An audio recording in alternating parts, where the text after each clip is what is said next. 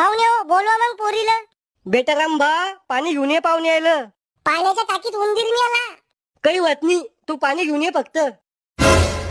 चालूच आहे ते हे. ओ कालच जेवता जेवता माझ्या ताटात पाल पडली होती. मी पाल बी खाऊन घेतली. अन्न वाया जाऊ द्यायचं नाही. घ्या पाणी. राहू द्या, ताण नाही मले.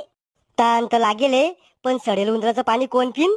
काही विचारायचं असेल तर विचारा पोरीला. तुमची आवडीची भाजी कोणती आहे? हे काय लहान पोरावानी प्रश्न विचारू राहिले.